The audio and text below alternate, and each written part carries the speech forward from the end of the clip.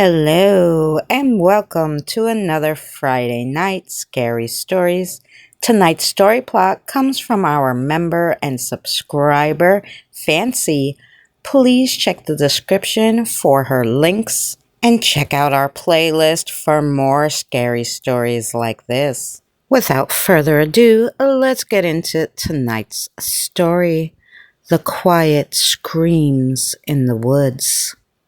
Hi, my name's Christina, even though everyone calls me Chris. My boyfriend Dan is obsessed with camping. Me? Not so much. So when his best friend Mark and his girlfriend Fancy invited us on a weekend trip, with Fancy's best friend Sarah tagging along, I wasn't thrilled. At first, I told Dan no, I didn't want to go. But then I thought about it. Do I really want Dan spending the whole weekend with Sarah while I stayed home? Against my better judgment, I agreed to go. We all piled into Dan's RV and drove to the campsite. Once there, the men set up the tents while the girls prepared dinner. Later, we went for a short walk to watch the sunset. Everything seemed fine until we settled in for the night. Mark and Fancy went to bed first, Sarah not long after. The forest noises were already making me anxious. Dan wanted to go to sleep. But just as I was about to crawl into the tent, I panicked and said, "Nope, I'm sleeping in the camper." He wasn't thrilled, but he could see my anxiety and let it go. I curled up inside the RV and drifted off. Then screams. Dan screams. At first, they were loud, then fading, as if he was being dragged away. I was frozen, paralyzed with fear. Scratching noises scraped against the camper. Finally, I forced myself to look through the window with my phone flashlight. Hooves, then legs. A buck? The light scared it off, but my heart was racing. I rushed to the front window just in time to see Mark and Fancy running into the woods. Dan's tent was gone, along with Dan. Sarah peeked out of her tent, wide-eyed.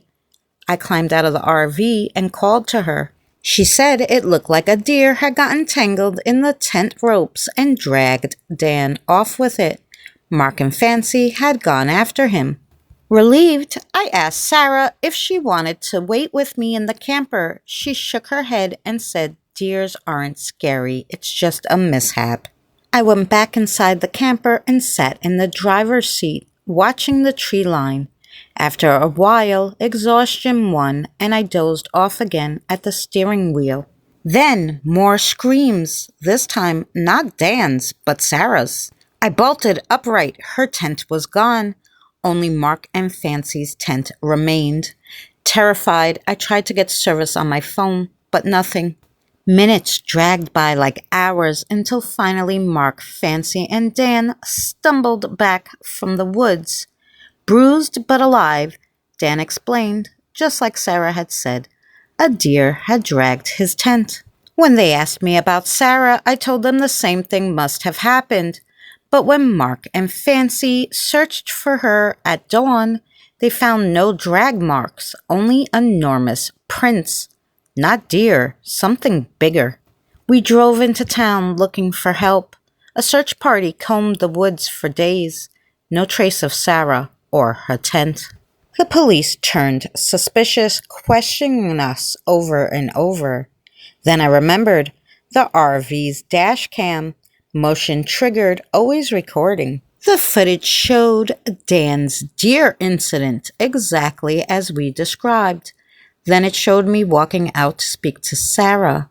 And then it captured something else. A long, slender figure emerged from the tree line, 7 feet tall, with disproportionate arms and legs, massive hands and feet.